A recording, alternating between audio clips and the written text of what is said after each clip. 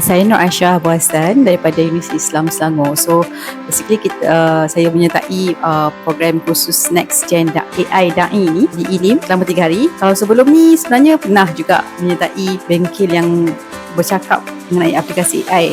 Cuma kali ni bengkel dia focusing on how actually dakwah applied using AI in digital world. So sangat membantu dan sangat actually memperdalamkan lagi ilmu tentang AI dan actually banyak practical. That's the best thing. So saya banyak praktik and kita boleh ulang juga untuk kita keep repeating. So Alhamdulillah dengan form yang sesuai, dengan all this syllabus yang sangat membantu, sebenarnya dia mempermudahkan.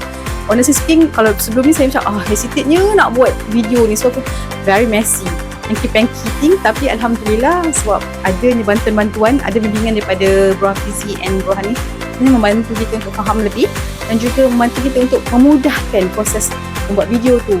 Dan juga saya harap everyone perlu ada awareness atau kesedaran sebenarnya, especially yang sama ada you guys are ustaz or ustazah or you are orang awam, we should have this knowledge sebab we are the ambassador of Islam. As long as we are born Muslim, we are ambassador of Islam yang kita bawa message Islam ni kepada masyarakat non-Muslim especially. So mengurangkan salah faham dan kita boleh hidup dengan cara lebih baik dalam masyarakat. Jadi saya harap bengkel ni ada continuousment, mungkin ada second 2.0 maybe insyaAllah, untuk kita lebih tahu lebih banyak sebab teknologi is something that move faster.